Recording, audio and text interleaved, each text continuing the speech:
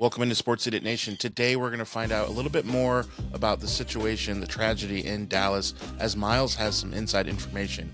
Also, if you thought the French were lazy and dumb, just wait till you hear what they did with the Louvre. Also, we'll find out why the biggest defensive star in Memphis basketball history finally found his offense. Sports, comedy, pop culture, and everything in between. By idiots, for idiots. I can't wait to kick back this Sunday with the Cowboys and Titans off, pour a cold glass of beer, and watch me some Jets and Browns. This is Sports Idiot Nation.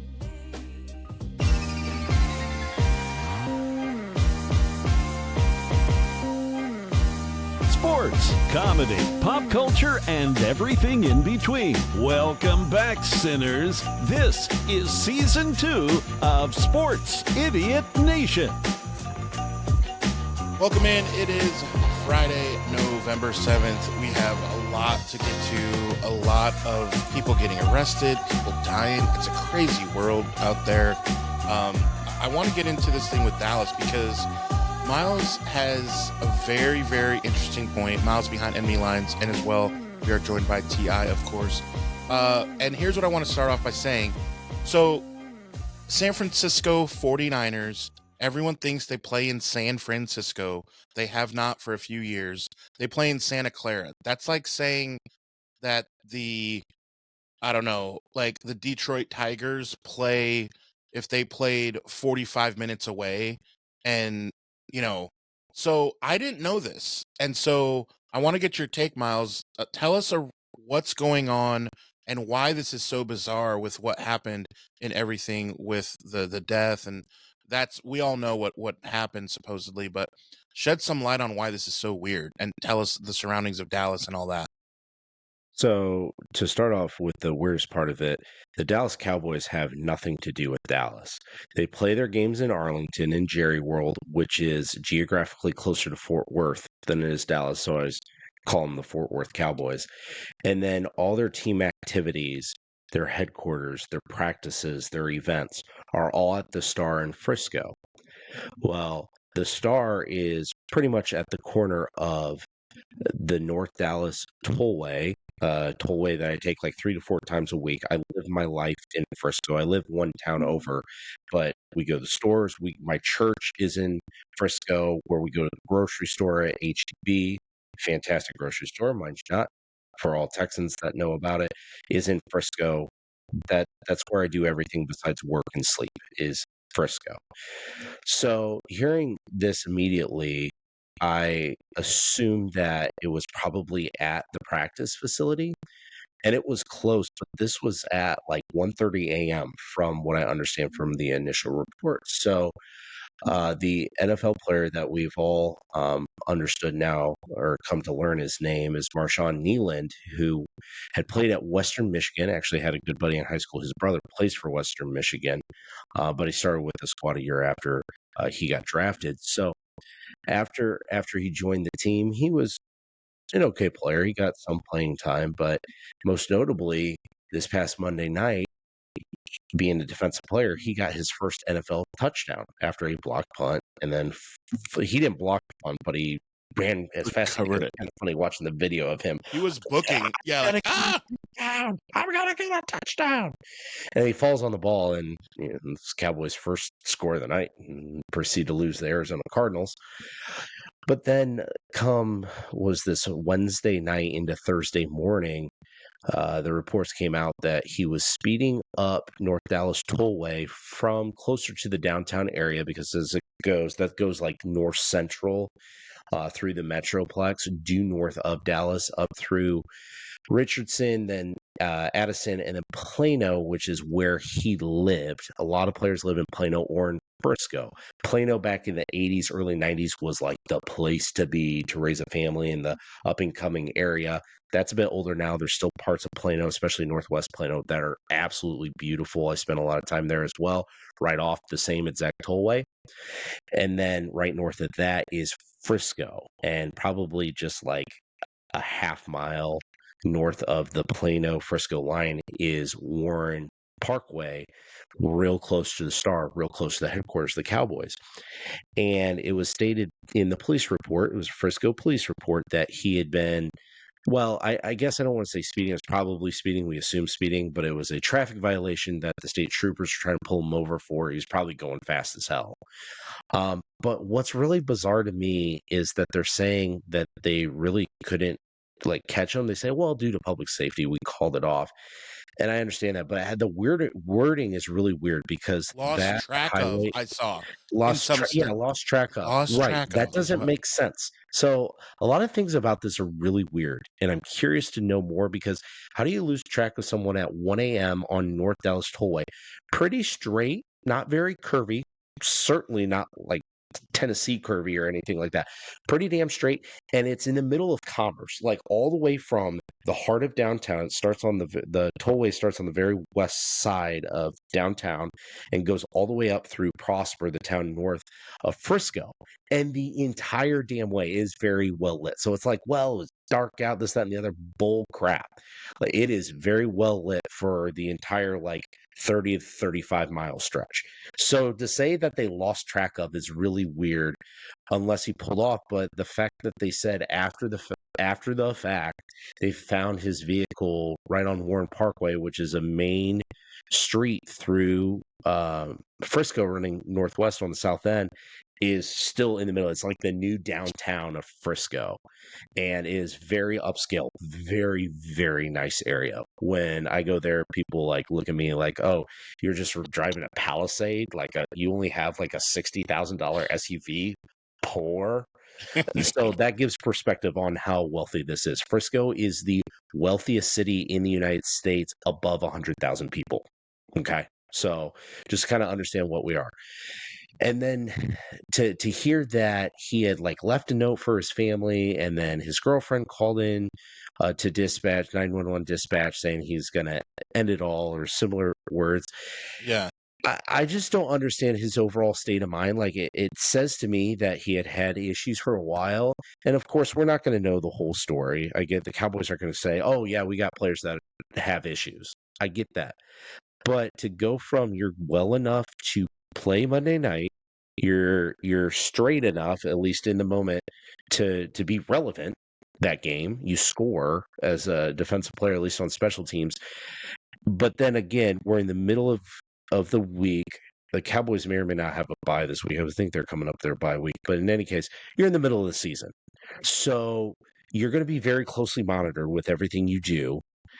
And yet this can still happen. I know we had this, I think it was Landon Belcher. I'm saying his name wrong, but the player for the Chiefs back in like 2011, similar situation. That seemed more of a mess. Like everyone knew that Landon Fletcher, I believe is his name, had issues. This kind of like they're twisting it as, oh, this is out of nowhere. I don't buy that for a minute. And I think this runs a lot deeper than the media will ever speak to. And I think it shows a lot about the dysfunctionality of the Dallas Cowboys front office, the lack of leadership, the lack of accountability, and shows that Jerry Jones yet again has truly no control. And I get it.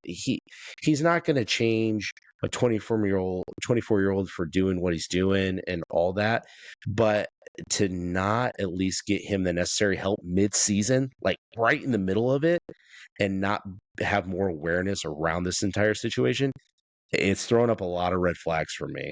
I'm not going to get into all the like conspiracies behind it because we don't know the facts, and I would never do that with family going through a serious tragedy, and especially in the public eye. Like this is obviously one of the top news stories, not just in sports but in the entire country right now. But there's more to it than we're ever going to know for sure. And obviously, being around where I am, there will be rumors around town. I'm sure at my church, because there's a lot of people very, very well to do. They're very connected. I actually know a guy there at my church that was on the Cowboys roster for years. Not on the team. This is, he's a little bit older than me and was probably on the roster coming up to 15 years ago, but still connected. So I'm going to hear things. What's true and not true, I don't know. And sure, it's not my business, but it's going to be interesting. And I have no doubt this weekend, once I kind of spend more time there, that there's going to be something amiss. And I'll have to report back to y'all on the vibe of the town this week after this situation.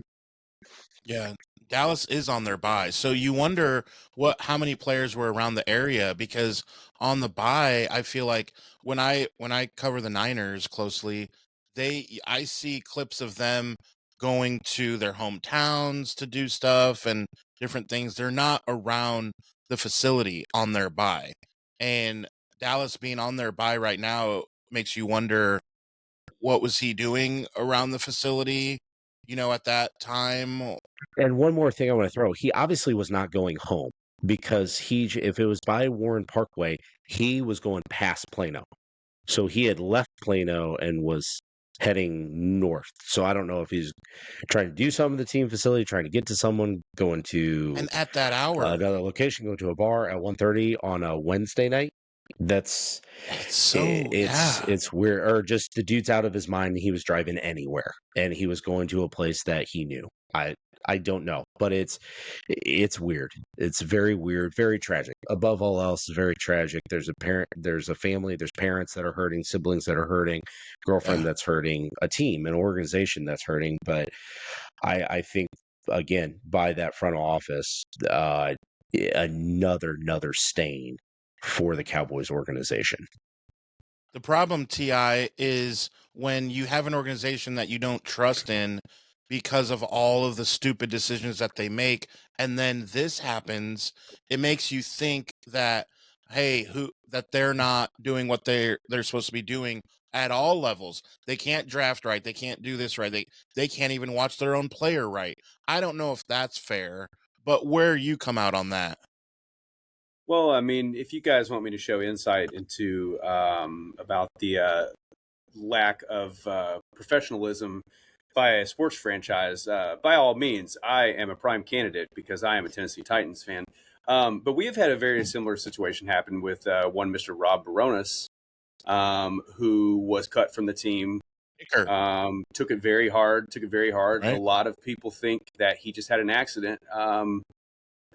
The real ones know that he took his own life. He got immensely intoxicated to where he was cutting people off on the road, swerving at him. Multiple people saw him, said he was out of his mind, and he drove straight into a tree and lost his life. So, the lack of accountability, of course, you could say that, hey, this is on Dallas. They know something, but of course, they can't monitor and tab everyone. But my theory on it is that the bye week did come into play because there aren't a lot of folks around. He's 24 years old. He's a young kid. Maybe he doesn't have a lot of friends. Maybe his friends are his teammates. Who knows? Maybe he's been in a tough situation. Maybe he really needed somebody that night and they were not around. I have a theory on the police situation. Of course, I watch a lot of Law and Order, so I am an expert on criminal activity. I think. And you did stay at a Holiday Inn. You did stay at a Holiday Inn last night. I did. Hojo's are no longer Express. around. Howard Johnson's are no longer around, so don't have a lot of options. Yeah, it's Holiday Inn. It's Holiday Inn. I'm not a baller like Miles. I'm only driving a $40,000 car, so I have to stay at cheaper hotels. But no, in all seriousness, my theory That's my is second part. Yeah. He left the house. He was obviously in a situation where he was going to make some kind of decision that was going to hurt him or take his own life.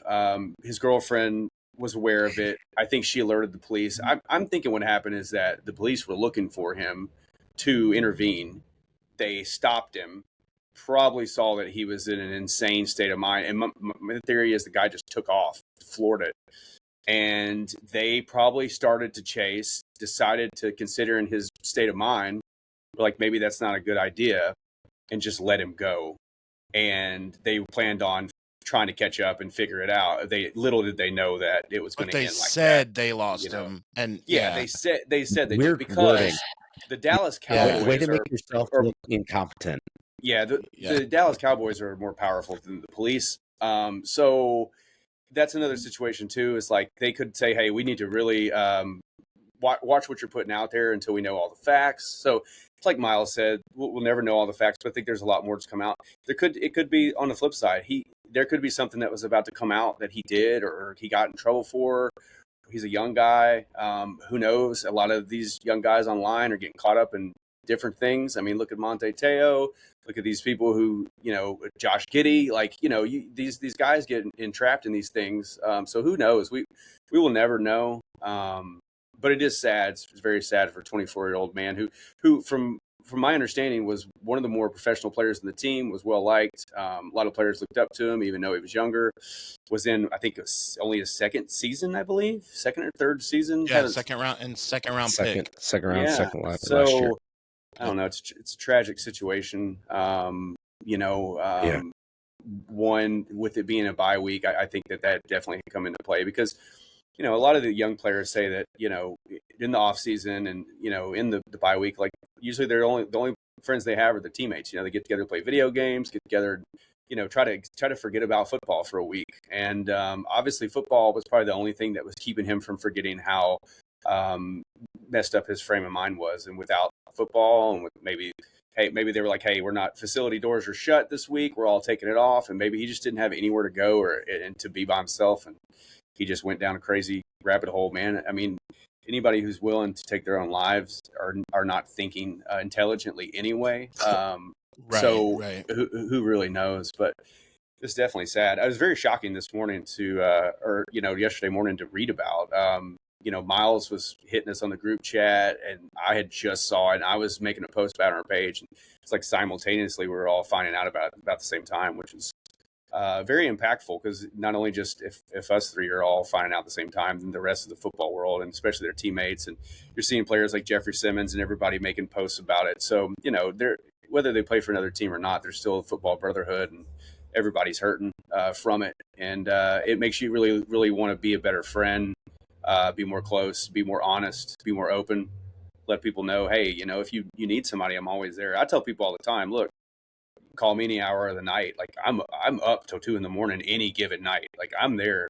I've had friends call me. I've had friends going through divorces, just drunk out of their mind, calling me, and I've talked a lot of friends off the ledge, metaphorically. Not really somebody actually on the ledge, unless they're a Titans fan. But Batman buildings where I spend a lot of my free time. But wish you would step back from the ledge, my friend. Like that's how he sings it. That's so funny in that movie how he does that. So yeah, I mean, in closing, I guess it just it's important for me to say, and just for other people to hear, like whatever's thrown your way in life, the answer is not taking your own life. That is never the answer. I don't care what you're going through. There's always a silver lining, and there's always greener pastures.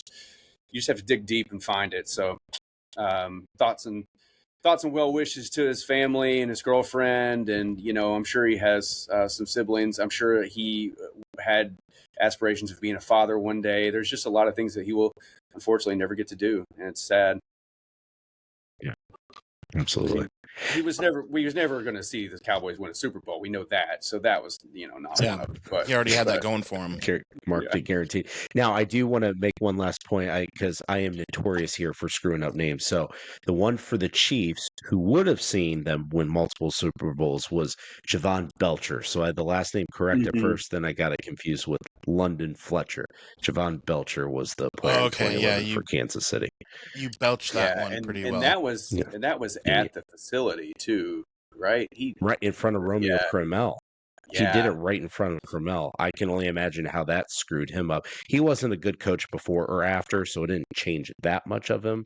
But I'm sure mentally and psychologically, it scarred him forever. I'm sure he had nightmares about it for a long time. We talked about just being a good friend, and it makes me wonder if Tom Brady could have been just maybe a better friend. I mean, he already invited the guy to stay with him. He already, wanted him on the team. I feel like he was a good enough friend, but obviously not, because Antonio Brown, what are we doing, bud? What are we doing? Like, you see that come across the wire, and you're like, yeah, it's about on, what time is it? Yep, it's on, we're on par. There's something that Antonio Brown should be getting in trouble for right about now. And right on, what do you know? Just happened. So I will admit I am not the guy who knows the most about this. I think Miles probably knows a bit more. I just see it and I just start laughing, and then like, whatever, dude. Like, it's all bad. The hit from Perfect, right? He's never, I mean, it's just all bad news from there. So Yeah, that was the We'll only get to time it. I saw a player. Well, before Damar Hamlin, I saw a player die on the field and come back to life. It was Antonio Brown that night because he died for pretty about much. 5 seconds. Yeah, Yeah. And Yeah. a lot of them did die. But this was something that we had discussed 6 months ago. I can't believe it's already been 6 months since this story broke. And the initial report is still similar to what it is. He got into a fist fight with a guy. I can't say his name. It sounds like he's a dude that reps Boko Haram, Abdul Habib, Khalid, whatever. And then he took a gun from a security guard, an armed security guard, and shot at the guy twice, allegedly grazing the guy's neck. So coming very, very close to killing him. Police apprehended him that night. And then supposedly he only got interrogated for like 3-4 hours. And he, of course, claimed self-defense, that he was getting jumped by 4 or 5 different people. Yet, and He him just being claimed he's who he is. Antonio Brown. Look, man, I'm He Antonio Brown. That should get AB84. me a I am funny as hell AB. on X. I will name you all the cracker of the year if you just let me out of here.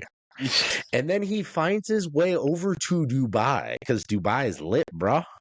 Well, 2 nights ago, last night, it was last night, right? It was last night. Yeah, it was yesterday too, because yesterday, November 6th, was an insane day. The day was bananas, BANANAS. He gets arrested in Dubai, so therefore Dubai is no longer very lit, and he's getting extradited back to the United States. They take him to New Jersey because that I mean, that kind of is prison. If you just that's let him free in punishment New enough. Jersey, but keep him to the Punishment enough. confines, that's punishment enough. But they'll ship his ass back down to Miami where this happened. He'll face trial, and it'll go from there. Who knows what's going to happen? Who knows actually what happened that night? Whether they got on camera or not, we'll see. But I think moral of the story: don't go to celebrity boxing matches, especially if there is a Paul brother involved. You might end up getting into a fist fight your own that ends up with someone getting shot at or shot in. Yeah, Dubai, more like Dubai bye. They were very, very excited to expedite him or extradite him. They expedited him and extradited him. They're like, get your ass out of here, you know. Expedited But extradition. the man Very is pure insanity. I mean, we're talking about a guy who got traded to the Raiders and then froze his own feet so he didn't have to play. You know, then he's crying and whining about his helmet. They're like, no, we want to have helmets that protect you. And he's like, no, I want to wear my special helmet. And it's like, bro, maybe you need to be wearing a special helmet because, you know, Special we're needs. just not all there. And wearing then it there's to bed. that video Yeah. that you probably all remember where he finally gets released. And he's out in the yard with no shirt on and just, I think he has shorts, not wearing any shoes. And he's just, thank you, Lord, or whatever. And he's running all around screaming like a girl. And I mean, guy is just insane, you know? So, I mean, the story. Modern day TO. It sounds like some, you know, he sounds like he was trying to live his own action hero movie. He's like, I'll handle this myself. It's like takes the gun from the officer, you know, firing at him. Like, I don't know. Maybe he had flashbacks. Maybe he thought he was going after Vontez there, you know. Maybe they thought he was shooting him. I don't know. But it's it wouldn't be life as an NFL fan without stories of Antonio Brown. So thankful for him getting arrested so we have some more to talk about him on the show because, as Miles said, he is funny on X. You know, he and was a tremendous wide receiver, tremendous football player. Although, you know, he was decent for Brady, but he was amazing for Roth. But after that, other teams, he really hadn't done much. So it just goes to show how important it is to have a great quarterback.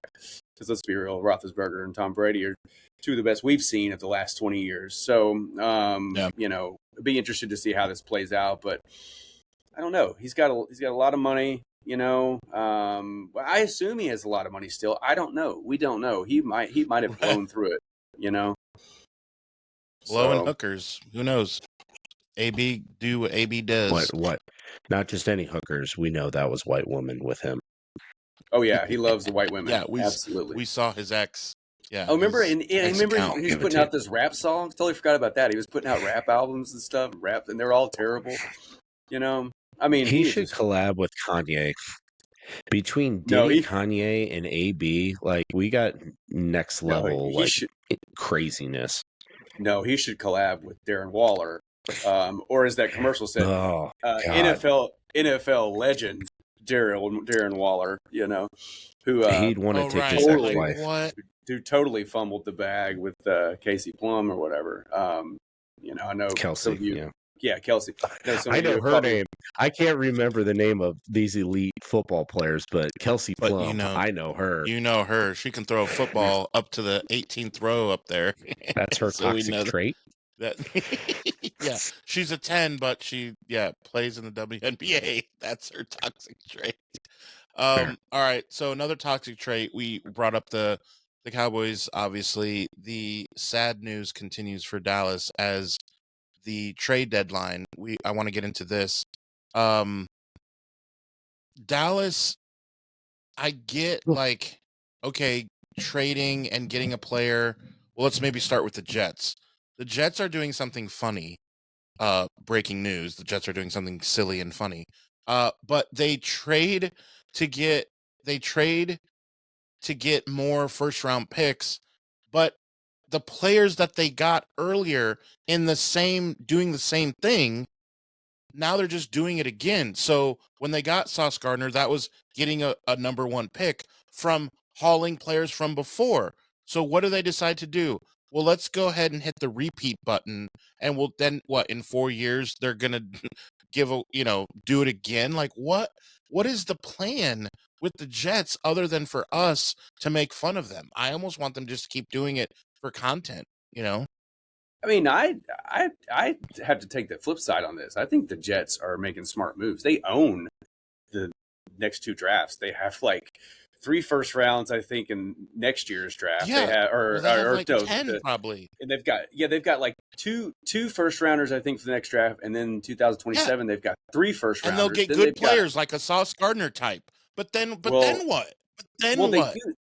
They did, and I also have to give them a shout out because they could have traded Breece Hall to the Chiefs, but they didn't like the 3rd rounder that they were being offered, or the 4th rounder, or what? Yeah, it was a 4th rounder, and they didn't make the move, knowing that Breece Hall is a free agent. There's no way that he's signing there again, and they saved all of us. They saved all of us from giving the Chiefs another weapon that because I have said it on this show like 10 times, man. Breece Hall is one of my favorite players to watch. He's so versatile, tremendous pass catcher out of the backfield. He's a great running back.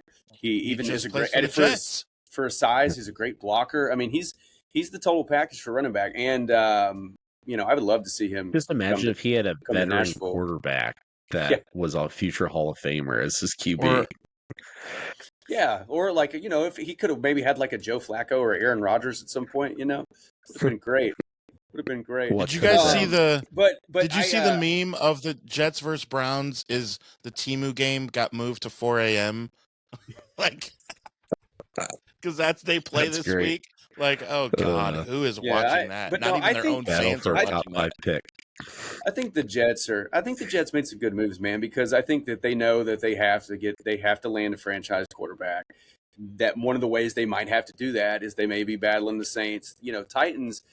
A lot of people are like, oh, if the Titans get that first pick, that's going to work out in their favor because look at the Jets with all these picks. And I'm like, what world do you live in to where you think that since the Titans just drafted Cam Ward, that if we have the number 1 pick, that the Jets are going to be sitting there at 2 or 3 going, oh, we got to get this number 1 pick for the Titans because they might pick a quarterback. Like, I just think it's kind of silly. The only way that the Jets will be moving those picks is if the Saints get the top pick, and they really want Miles' boy,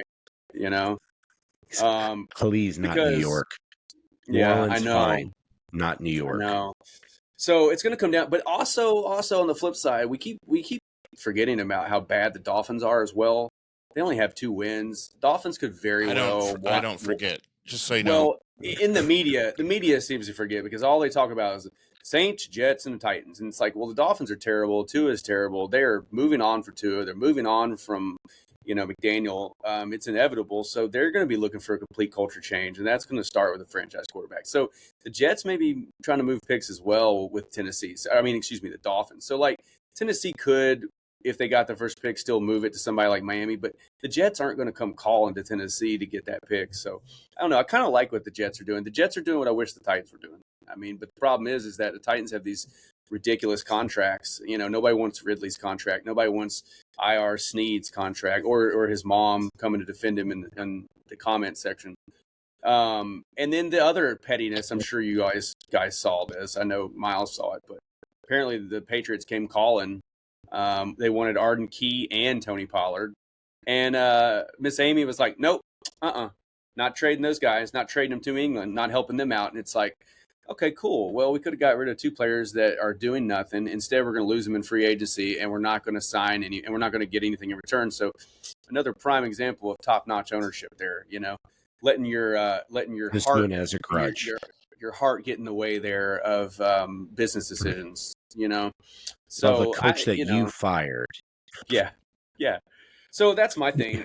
When I'm comparing the Jets and the Titans, I think the Jets are doing what the Titans should be doing. So I can't be mad at the Jets. Now, draft is a crapshoot. We all know that. I don't know if you probably saw the meme where it's, Peter Griffin from Family Guy, and he's like, well, we had a all pro cornerback there, all pro safety, but this is a mystery box, never could be anything in the mystery box. It even could be an all pro safety, So I get your take, Adam, but I have to just trust my gut and think that the best way to get out of this situation is to stockpile picks. And, it's what they're doing. A lot of teams have in the past, and it works out for them. Not name the Jets, because the Jets always shoot themselves in the foot.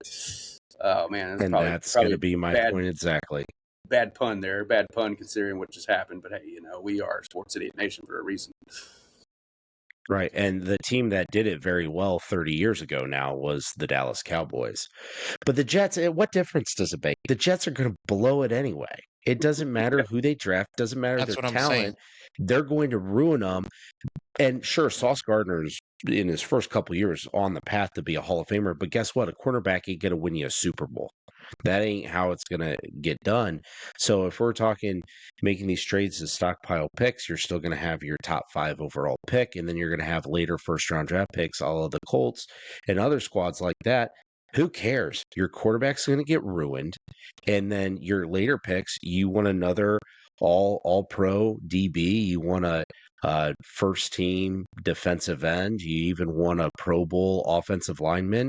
Those guys aren't going to win championships for you, because until you have all-pro quarterbacks, it ain't going to happen.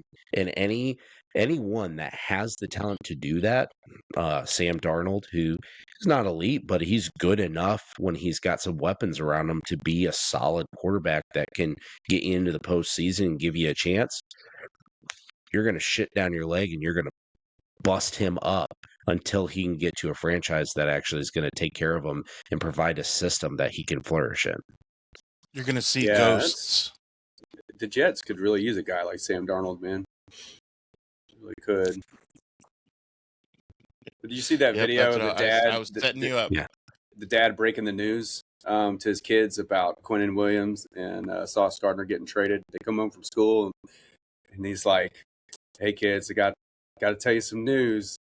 And the middle kid's taking it hard, but the little kid is just like, he's breaking down crying. He's like, what? And he's like, well, and Quinnen Williams, he's like, no, and he's crying. He's like, I hate this team. And I don't know if you saw the video from the kid at the game about a couple weeks ago. It was like, what's your thoughts on the Jets? He was like, I hate this team. He's like, I always be a Jets born fan. into it. I was born into him. Yeah. But I hate this team, Yeah.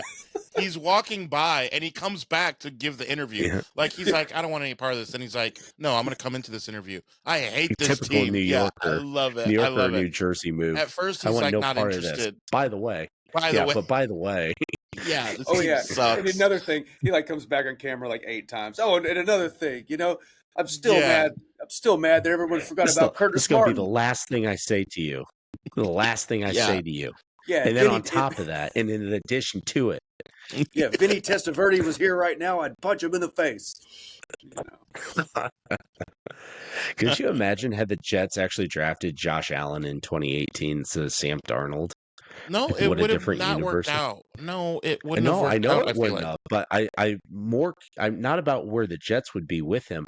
I'm more curious where Josh Allen would be and what we would think of Josh Allen at this juncture. Not very good. Yeah, he wouldn't be very good. Probably He not. probably wouldn't be Probably he'd married be, to. He probably wouldn't get his hottie either. yeah, right. So Just he'd saying. have a system wife if he was on a second team that he could fit in with.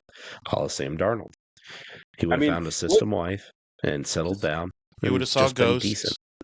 I Yeah. mean, of all the At some point, quarterbacks that yes. they've had over the last 20 years, you know, you could just name. I mean, you could say Joe Flacco, Aaron Rodgers, Brett Favre, Sam Darnold, and you'd be like, "Oh man, they must have stacked some wins." It's like, nah, not really. You know, I mean, that first year with Favre, they All won bad. some, but after that, it was when he you know pulled his Danny Woodhead out and started showing to everybody. Pretty bad when the best chance they It's had pretty was good out of you. Mark Sanchez. Like, you think of now where the world is, and you're like, yeah, Mark Sanchez, that was the last time they're good. Oh wait, Yeah. like, you know, the guy coming out of a coma. Like, all right, so Mark Sanchez was the last Jets quarterback. I just woke up. Like, what's he up to? Is he a Hall of Famer? You may want to sit down, bud. Like, He just lost his job I'm to Drew about to Brees. stab you in the the back on Jets- this one. Yeah, the guy would be like, "Oh, he just lost his job to Drew Brees." Oh, the Jets got Drew Brees? Not exactly. You know, not exactly. Mark Sanchez was Not on exactly. TV, Not and the then way he tried to. didn't turn out the way He you tried thought, to. huh? Yeah, he tried to unalive a 65-year-old man, and apparently maybe got his ass kicked a little bit. You know, so Yeah. it's a tough road for Mark So- Sanchez. the Cowboys are underperforming. The Colts are good. The Patriots are good. Did I miss anything? No, that's still how it is right now. like, Yeah, right, Yeah. right. Yeah, that was right around that time frame. Steelers, Yeah, Steelers there. are still good. Steelers are Mentioned still it good. before. Yeah, Steelers are still going to win their division. Steelers still got Still true. Roethlisberger. Yep. Not exactly. They've got Aaron Rodgers. What? You know. Yeah, imagine beat that. them. Yeah, He Aaron beat them in Rodgers the Super Bowl. is on the Steelers. Why? Well, Yeah. you might want to sit down, bud. Yeah. It's Oh, a and long also story. the Broncos are still good because their defense. Yeah, they win games 10-7. Yeah, Yep. exactly. And now in their first in the division. Yeah. Oh, the Chiefs are mid, right? Well, kind of, but it's a weird route. Here's the 30 seconds on the Broncos and Raiders, because there was more punts in the game than seconds we are putting into them on this very program. So the main thing I want to say that just jumps out is, if the Denver Broncos got no more sacks the rest of this season, by far they would still have more sacks than any team in the NFL from the start of last season. They are 109 sacks since the beginning of last season. The next team, it's a four-way tie with like Dallas, Seattle, whatever, 72. 109 sacks, and the next one down is 72. What? That's nuts. Sean Payton knows how to, bribe players for sacks. Bounty. So, he puts bounties out there. He's obviously good at that. He tried to end Brett Favre's life in that game. Well documented by Russell Wilson. Let's That ride. beef was cute. That was cute. Yeah, I actually commented on Russ Wilson's X post on that, and I was like, dude, not a good look. Like, just let it go. Like, not a good look for you to chime in on this. You're already Go a hang out with Sierra. Go hang out with Sierra. Football. If you're going to talk like that, you're not anymore. Yeah. Go hang out in your house, in your 12 bathroom house or whatever you have. That was when they bought that house. It was one of the things that they kept talking about in the media. It was like, do you know how many bathrooms he has in the house? Like, I just need one to really do what I need to do. I don't need a different bathroom for every day of the week. If you got plumbing issues, yeah, but if all the septic tank, it's all connected. So if you back up one, you're backing up all 12. He did rent out a Waffle House for his wife for her birthday, so I got to give him some props there, because I mean, if you're going to rent out somewhere, it might as be Waffle House. Might as well be Waffle House. Yeah. Let's jump to the slate of games, this Sunday is actually got some decent games compared to what going into a week ago, we were like, okay, there's like 2 or 3, like that's it. Now, the games play out and there was more than 3 good games. But to this week, I mean, even starting with in overseas with the Falcons and Colts, you don't know which Falcons team is going to show up. And I will not be surprised at all if, for some, just because it's this year and this year's bizarre, if not, I'm saying that they would win, but how shocking would you guys be if it's in the fourth quarter and it's 20-17 and the Falcons have the ball and they're driving with 4 minutes left in the fourth quarter and you're like, dude, are they going to go down and score a touchdown and win this? How shocked, Ti, would you really be? Well, you'd be excited because that means the Colts would lose. But I'm not going to be shocked because we've already said that we think the Colts are about to hit a slide. We think they're going to come back down to earth. I did say last week the Steelers were going to beat them, which that happened.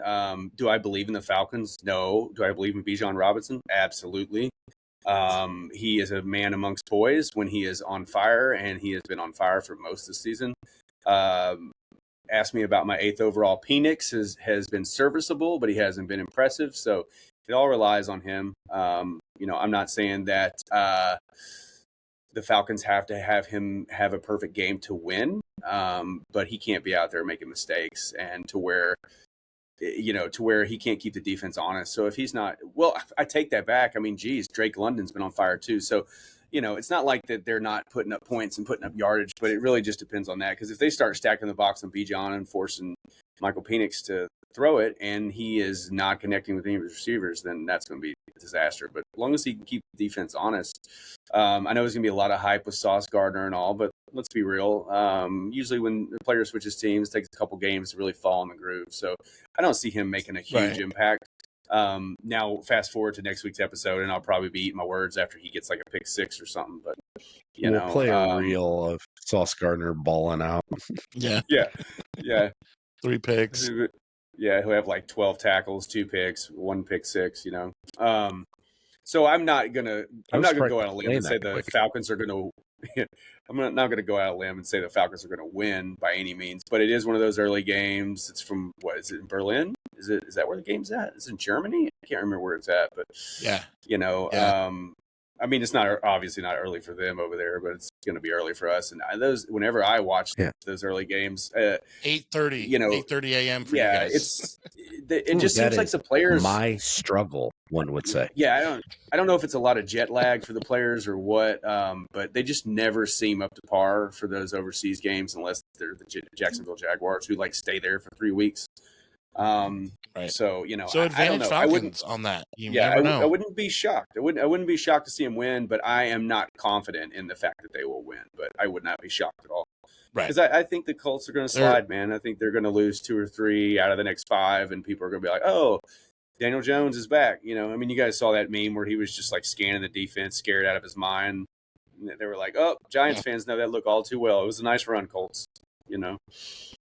So, the Colts have at the Seahawks, at Kansas City versus the Texans, and at Jaguars. None of those will be easy. Division games for Houston and Jacksonville, so that's not easy. And then, the Seahawks and Chiefs at their place. Then, a little bit later, they got to deal with my Niners, too. So, you don't get the Titans anymore. Sorry. You don't play. Yeah. You've already exhausted all of that. You've exhausted that avenue. You played them twice already in the first half of the season. That's donezo. Yeah. Now welcome to real football. So, all right, Miles, I want to see what you think about.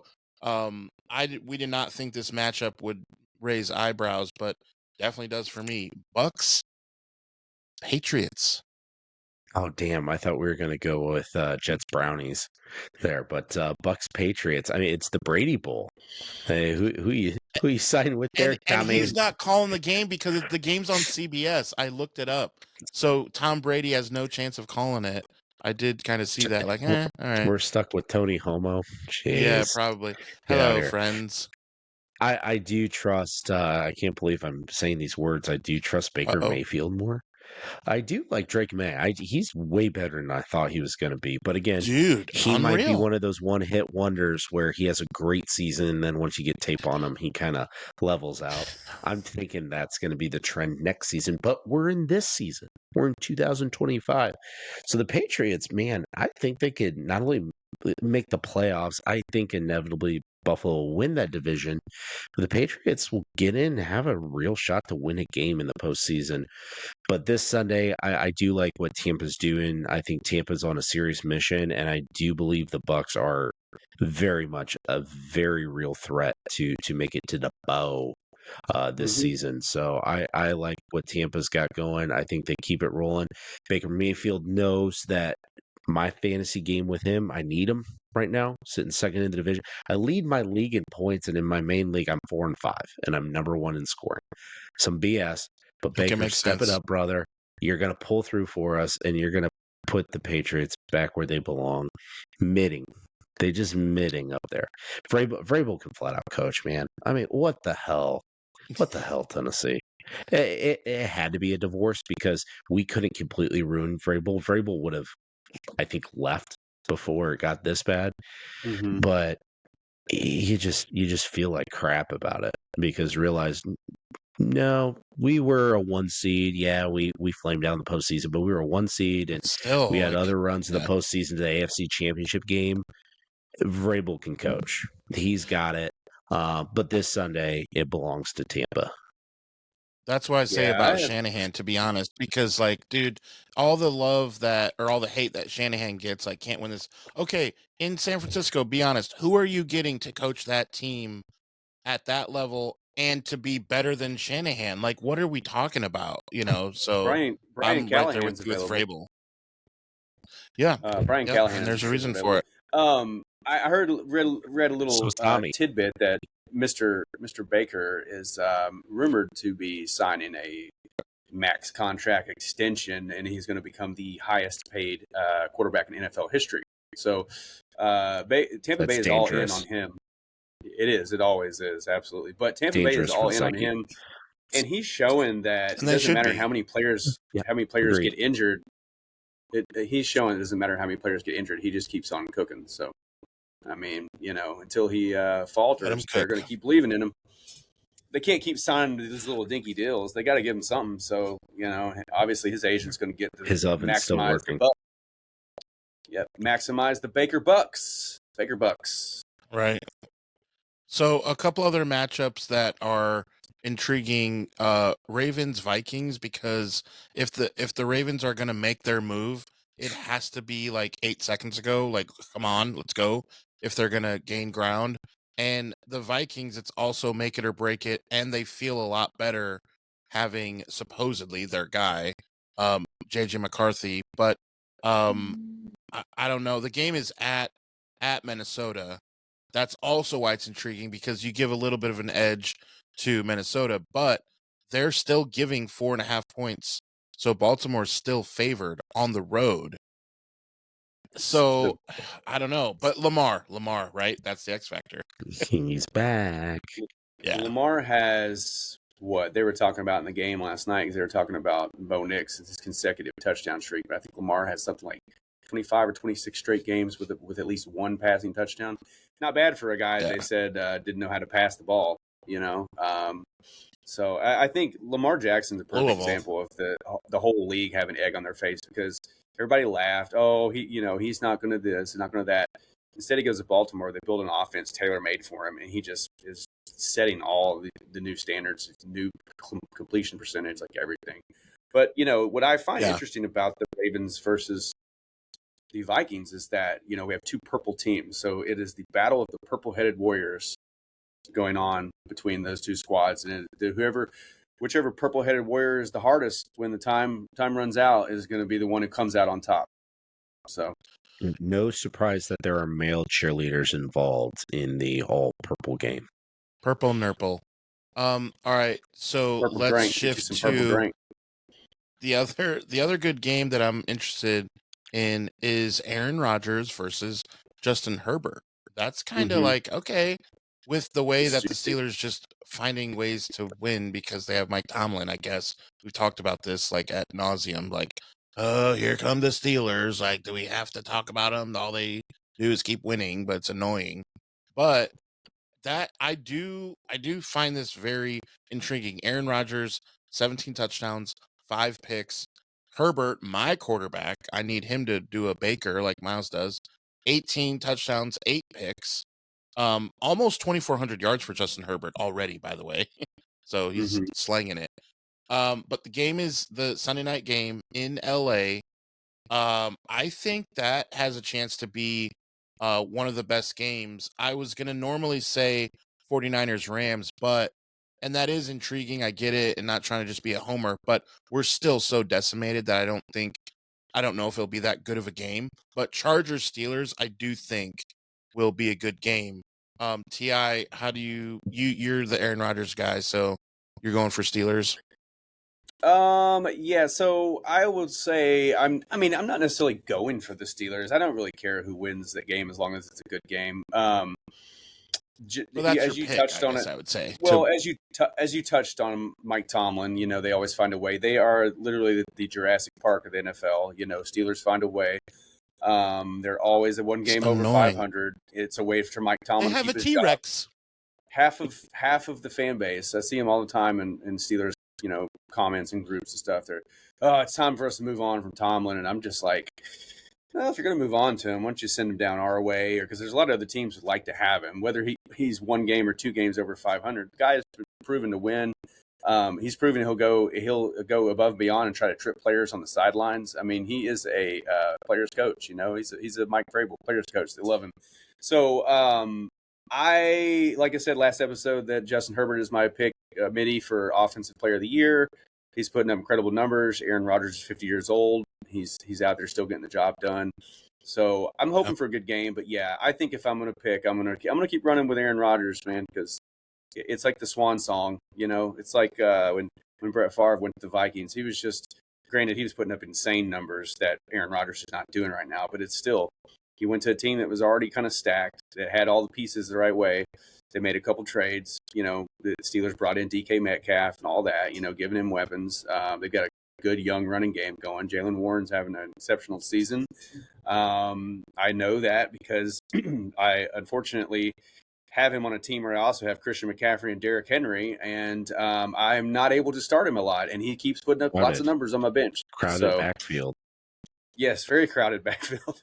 Very crowded backfield for me. Embarrassment of riches, crowded with stats. It's crowded with stats. A lot of stats there. So, but yeah, I'm going to go with the Steelers there. Just because, yeah, I'd like to see Aaron Rodgers just kind of keep sticking it to the league. He's the guy everybody loves to hate, but I love watching him, man. He's and he just doesn't. And you hate, you love him. You do, but he doesn't care what people think, man, and that's what I admire about him. He doesn't even care what his own family thinks about him. Like, he doesn't even talk to him. So I can relate to that guy a lot. One guy who may not talk to his family so much anymore as we shift to basketball is Tony Allen, T.I.'s good buddy out there in Memphis. Grindfather. And so tell me more about that, and we'll get into what happened, because I don't understand what that is. You don't understand what? The Grindfather? You don't understand what that is? Or you don't understand? What are you talking about? You talking about him direct? He understands drugs. He understands drugs. He's asking about the Grindfather. Tony Allen is I know you didn't watch the Grizzlies too much. You probably watched him a little bit when he was with Boston. But Tony Allen is an exceptional defender. Kobe Bryant went on the record saying that he was probably one of the top 3 defenders he's ever faced. Kevin Durant has said the same thing. I mean, Kobe actually signed a pair of shoes and sent it to him and said, and the reason why is because he had so much respect for him. And so when he came to Memphis, he really set the standard for defense. And he was first team all defense, I think, twice in Memphis. Second team, I think 2 or 3 more times. And he was an exceptional defender. He was not a very good offensive player. He would take a very awkward he made like 47th team. I think 47th team offense.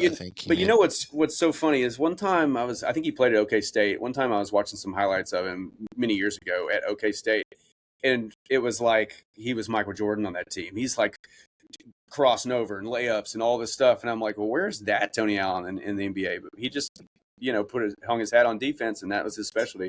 So yeah, he reset the standard, and him and Zach Randolph really set the standard in Memphis and introduced the grit and grind attitude, where it's like, we will smother you and hold your team to an average of 80 points a game, and we'll win 85 to 81. They held teams to like an absurd low amount of points just because they ran a slow offense. It wasn't like today where they try to run and gun up down the court. Like, they would just grind you out. So that's where the whole grit and grind came from. It's like, we're going to push you around, we're going to bully you, we're going to grind the clock, we're going to grind you down to your last will and testament to try to beat us. And it really became infectious with the city. The city rallied around it. It was kind of like a synonymous with the mentality of Memphis, because Memphis is really, let's be real. It's, for lack of better terms, it's kind of a rough city. It's not a city you really want to go and vacation to. A lot of players don't want to go there. So when Zach Randolph and Tony Allen embraced the city embraced them, and the rest is history. There's a good documentary about it and stuff. But Memphis loves Tony Allen and Zach Randolph, the Zebo, they call him the mayor. Said he could run for Indiana. office there and win. But yeah, other than him getting, pulled over with some meth and some cocaine and some marijuana and some paraphernalia. What's the big deal? What's the big deal? Just pick one of the three, bro. Yeah. Just pick one of the three, man. Why Had do he you gotta done it have in cocaine? Tennessee, he would have been beloved. He would have been fine. He went to the other side of the river. Well, you can do meth in Knoxville. It's perfectly acceptable. But, Memphis is more of a cocaine weed town. So it's kind of weird but it is Arkansas. So Arkansas is probably pretty meth friendly. So, Yeah. I mean, Bill Clinton.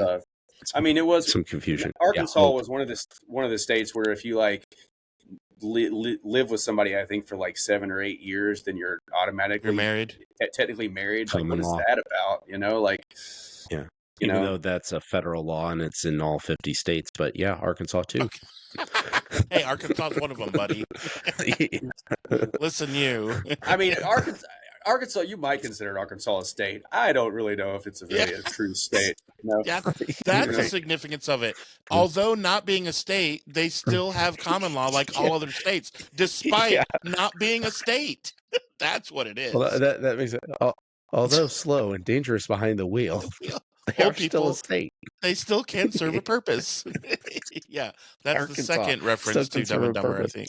Yeah. And don't you go dying on me. Don't you go dying on me. That's really good. So what I love most about what T.I. just went on about is that he pulled out Bryant Reeves' alma mater. And yes, you are correct. Tony Allen went to Oklahoma State. And his last year there, many people forget this. Oklahoma State went to the Final Four that year. Sutton. That was the year one of the weirdest Final Fours ever, because you had Oklahoma State, St. Joseph's, and Georgia Tech. And of course, UConn ruined it by winning the national championship. Well, of course they ruined did. 7 other, randomly UConn wins. Remember when Kevin Ollie randomly won one, right? You're like, what is happening? Why is UConn winning? Get out of here. It was I think I remember one year where it was Ole Miss and Mississippi State somehow finished in the top 8 or finished in the final 8, and then I think Kentucky beat Mississippi State. Mississippi State went to the Final Four in '96. Yeah. That was in '96. Erica Dampier. Yeah. And Dante Jones, I think. I don't know. They had a guy who was scoring a lot of points. I think it was Dante Jones. Can't remember, but I think so too. Yeah. But I remembered it when I was still in high school, because I remember watching it over my dad and grandmother's house, and I was just like, how did these teams make it? But I think that was the year that UK, I think it was UK versus in the final, and Derek Anderson, I think that was that year when they had Derek Anderson. He was their stud. But in 96 UK, because they went to the title 3 straight years. 96, 97, they lost in OT to Arizona, and then 98 they won it over Utah. Van Horn, Rick Van Horn, in 98. Oh wow, I forgot about that guy, Keith Van Horn. Man. Here's what we should do. Yeah. Here's what we need to do. We need to have a show on a Wednesday where we just start having sports autism, and we just start being Keith Bogans. like we just like bring up names, college basketball names. the leading So- vote getting receiver. Ed O'Bannon. Ed Like, O'Bannon. O'Bannon Oh, brothers. dude, don't even start me Charles on. O'Bannon. Yeah. I'll Toby. go all the way back to 1939 on college basketball national champions. I can Sports- go all the way sports back autism. to Oregon. Sports Yes, autism. all the way back to Oregon winning the first national title. Yes, I can tell we you all know. about those World War II years with Wyoming getting a national title in there. Now, can you do Tyus this, Edney. Miles? Can you tell Tyus us? Edney. Can you give us possibly a better password than Louvre? The password is password. Like- I will say though, the Louvre is something very difficult to spell. I had to get Yeah. autocorrected on that a couple times. but- LOURVE? VRE? Yeah, it's like Favre. It's like trying to spell But Favre. still, all Where's you the have R? to do Where's is look the at a V? sign. Look at a sign that says the Louvre and be like, well, The that's how you Louvre. spell it? Okay. Well, we're trying to hack. All right, well, let's try, I don't know, the Louvre. How do you spell it again? I don't know. The sign's right there. All right. Beep, bop, beep, boop. LOOF. Hey, it worked. LOOF, Can we say right? inside job? Like Louvre. inside job, right? Like someone.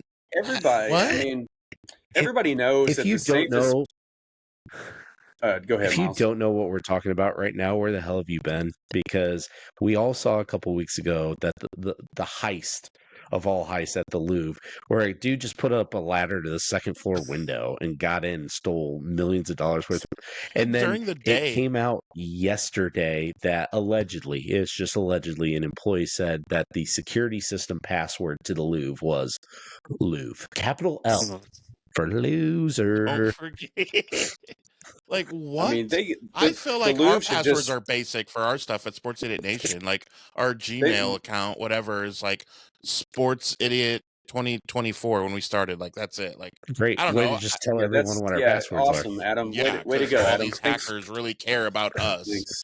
Yeah. Our 41 viewers are about to hack us. Yeah, But the cool. Louvre, there's two things the Louvre could have done to secure themselves better. One from the highest is they could have just hired Kevin McAllister to stop the wet bandit style esque It's thief not there. that Just, hard. just put it's the very good ladder of to you. the window, and then Make them fall over and secondly- over, and then ask them, "Are you thirsty for more?"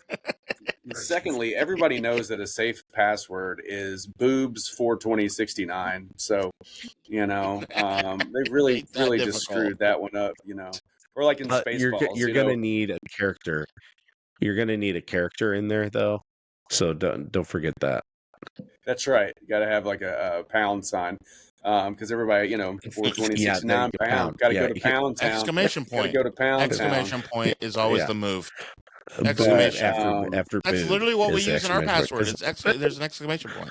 Pretty Oh sure. my God, Adam! Excited Listen, about the viewers have already forgot what our password was. Now you're reminding them to rewind it and watch again. But Yeah, they're gonna pause and rewind. Exactly. It's kind of like in Spaceballs, where it's just like, give us the password, and Prince, Princess Vespa when they've kidnapped Princess Vespa, Dark Helmet. He's like, oh, right, fine, he's like 1, and they're writing it down. 1, 2, 3, 4, 5. Dark Helmet's like, the password's 1, 2, 3, 4, 5. That's the stupidest password ever. What kind of idiot would have a password like that? And Mel Brooks is like, that's the same password I have on my luggage. Classic move. just the roll dial. Can't wait So, for that. all right, this made me think. Spaceballs. Speaking of Can't wait for the movies. Spaceballs sequel, man. Can't wait But for that Spaceballs here's sequel. Or the another Gremlins. movie. We'll leave you with this because this is a good one that Ti is certainly old enough to remember. Is the original Gremlins, as Miles is Yeah, becoming one. Someone gave Yeah, Miles Adam's water. not. Someone gave him too much water. He's becoming a gremlin. It is midnight right this second. So Just don't eat anything, So- man. So Gremlins 3 officially like greenlit? What's going on? Are they really doing this? That's what I'm seeing. Yeah, it's been rumored. It's been rumored for years, and they said that they wouldn't do it without. Or how did they say it? They said they didn't want to make originally didn't want to make a sequel to Gremlins because they didn't want to rely heavily on CGI, and supposedly they are not going to rely on CGI. Supposedly it's going to be throwback to the first two. You've got the same writer, director on board, Christopher Columbus, who is, or excuse me, Chris Columbus. He's still alive. But He's still alive. he is. He's put out some hits, man. I mean, Home Alone, Uncle Buck's, America. He's put out the hits.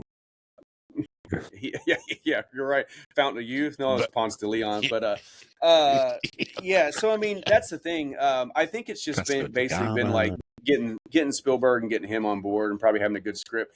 I have a theory. It's going to release in theaters, I think, like November 17th or November 27th. I don't know. So it's obviously going to be centered around Christmas time, like the first Gremlins. The sequel was not around Christmas time. It was just a lot of people think that Gremlins 2 was a cash grab. I actually like Gremlins 2 a lot. I think they got real creative with the Gremlins, and it was funny. They used minimal special effects. It was still the 90s movie, but I saw both of them in theater. Second one, I remember vividly seeing it because I was during the summer, and I used to go down to Florida. My grandmother had a timeshare, and my cousin and I pretty much would spend every day together. And it was raining, and not a lot to do in Florida if it's raining. So we went to the movies that day, and we saw Milo and Otis, if you guys remember that movie. And then we decided to see Gremlins 2. And when we saw Milo and Otis, the theater messed up. The whole thing shut down, and they had to restart the movie and all this.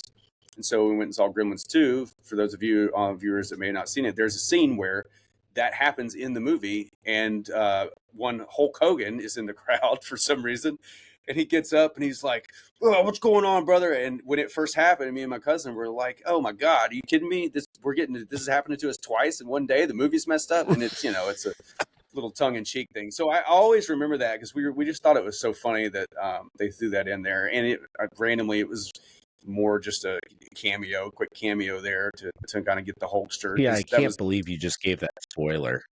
Yeah. For those of you out there who hadn't seen it, but it's a great movie. I love the whole them taking New York, and like really just like wanting to take over the big city instead of just taking over a small town. So I have a soft spot for all anything Gremlins related. The first Gremlins to me is a tremendous Christmas movie. A lot of people think it's meant to be a horror movie. It's not a horror movie. It's tongue in cheek, like scary little monster movie hidden behind a Christmas movie. There's a lot of blood and guts in it, but it's like green guts. And, the blood is very minimal, but I know there's some people out there who have never seen either of them, and you're totally missing out if you haven't. So I will be in the theater with bells on, if that's the term what the kids still use these days. I don't know, 6'7", getting rizzed, all the other terms they use, but I'm excited for it. I don't know about you guys, but I will definitely go pay money to see it. It's like I said in the comments, one of our commenters were giving somebody shit about it, like it's people like you are the reason why they keep making all this Hollywood sequel trash. And I was like, I don't care if they make 75 of them. I will pay for all 75 to watch, because I absolutely love it. Gremlins 2, the NES game on Nintendo, is one of my favorites. Like I love Gremlins. The Gremlins cartoon, they did a cartoon one on, I think it was on Prime, or I can't remember what streaming service it was on, but it was really well done too. So, T.I., are you telling me that they're going to come out with a Gremlins 3 before they come out with GTA 6? Absolutely. I think so. Absolutely. I mean, hell, the way things are going, the Tennessee Titans might win the Super Bowl before we see GTA 6. So. I just saw yesterday that got delayed again. Oh, I didn't even know it got delayed. I just thought you were just adding to the joke because it's an ongoing joke. I didn't know it got delayed again. Yeah. I mean, because it's always delayed. Literally, it's always yesterday was an insane day. It's perma. People are dying. Things are getting delayed. Yeah. It's supposed to have been out. Heads are falling off 5 years ago. That's number 3. That's number 3 for Dumb and Dumber. We gotta stop. We gotta stop the show. Our limit is 3. Dumb and Dumber. Stay tuned for Gremlins Idiot Nation, started by a 1 TI. Stay tuned for that. No, I am. We can easily talk him into that. We got Film Idiot Nation going, so we don't necessarily have to have Gremlins Idiot Nation. But I am thinking about a nostalgia. Think about a nostalgia Idiot Nation where we can cover everything. But I'm just hoping 9 Inch Nails don't sue us for that NIN. Yeah, NIN. Logo Ninny, popping up. Nincompoops. We can just be Nincompoops. Yeah. So hopefully Trent Reznor knows that we don't have a lot of money. He'll be fine. Yeah, he'll be fine. He'll be fine. If we get to the reminder- point where he finds us and sue us, we made it. Well, they just Reminder, he's- new. I was gonna say he's done the last 2 soundtracks. He did the Turtles movie and he did the Neutron movie. So I think he's doing just fine. He is. No Very reminder. Yeah.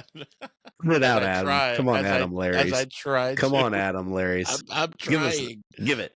Give it. I am trying to remind you all of yous, that new episodes of Sports Idiot Nation come to you every Monday, Wednesday, and Friday. Be sure to click the link to get our Your Team Sucks shirts. Of course, all of TI's shenanigans are in there because their team is very, very terrible at foosball. So you can grab those shirts as well. Update on that. We just sold the 650th shirt. 650 We Ass shirts. Titans are on bye this week, so there's no opportunity to sell anymore. But I think Yeah, we'll man, do that's going to be do tough it out more. there. Life is rough. You are not losing a game this week, so there is that. Bye And- week's Oh, but we're favored by still ass. 14. We're not What are getting you any talking better about? this week, though. Yeah, bye week's favored by 14, dude. Yeah, minus 14. There you go. So, yeah, remember, new episodes come to you every Monday, Wednesday, and Friday, which means we will see you Monday. Thank you for watching this episode of Sports Idiot Nation. Remember, we are on all social media and on YouTube, and the podcast can be found on Spotify and Apple Podcast. Remember, new episodes are every Monday, Wednesday, and Friday. And remember, because you watch Sports Idiot Nation, You would be the smartest idiot in the whole world.